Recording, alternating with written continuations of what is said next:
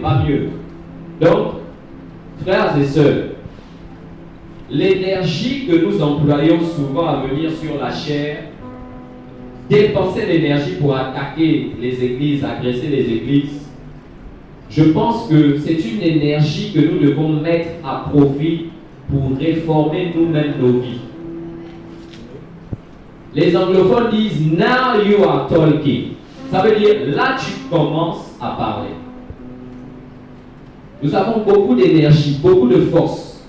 On a beaucoup de vigueur. C'est Dieu qui nous a donné cela. Mais parfois cette énergie est mal utilisée, elle est mal orientée. On va aller attaquer Kakou Philippe, on va aller attaquer les catholiques, on va aller attaquer beaucoup d'églises qui font du n'importe quoi. Je ne dis pas que c'est mauvais. Mais tout ceci a un sens lorsque nous-mêmes, nous sommes une église exemplaire. Si ce n'est pas le cas, au lieu de dépenser l'énergie pour s'occuper des discussions vaines, les discussions folles avec les catholiques, dépensons la même énergie pour réformer nos voies. Amen. Vous savez pourquoi je dis ça?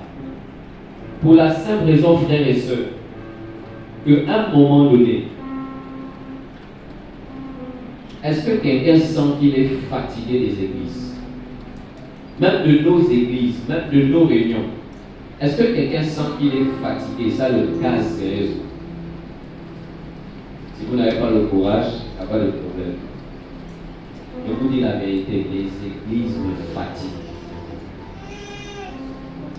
Ça me fatigue de voir dans quel état nos églises, que ce soit l'église qui est ici là ou ailleurs, ça me fatigue. Et ça me dérange personnellement. Ce qui fait que certains jours quand on danse, en vérité, si le ciel pouvait nous parler, le ciel devait dire arrêtez ça. Arrêtez tout ça. Nous étions au séminaire Homme né de l'Esprit. Gaël, le frère là, il a quel âge? 17 ans, hein? Un plus jeune frère nous a terrassé avec la parole de Dieu. Il prêchait les tonnerres. Ce que j'appelle les tonnerres, c'est prêcher la Bible. Exactement comment l'Église doit être. Donc quand il nous a prêché comment l'Église doit être, ce qu'il voit dans les Écritures et ce qu'on voit dans nos églises, il a tiré une conclusion, on n'est pas chrétien.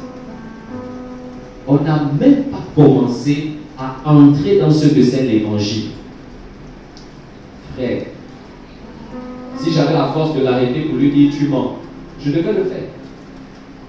Mais c'était tellement la vérité que la seule chose que ça a fait, c'était de déchirer mon cœur. Il dit, quand je vois les églises de Pierre, Paul, tout ça, et je regarde nos églises, j'ai du mal à croire qu'on est chrétien. Parce que si on est chrétien, ça veut dire qu'on est comme les Paul, tout ça. Mais pourquoi autant de différences? Et en réalité, ce n'est pas en tant que tel l'église qui me fatigue. C'est la différence qu'il y a entre nos églises actuelles et les églises de la Bible. C'est cette différence-là qui fatigue, ça épuise.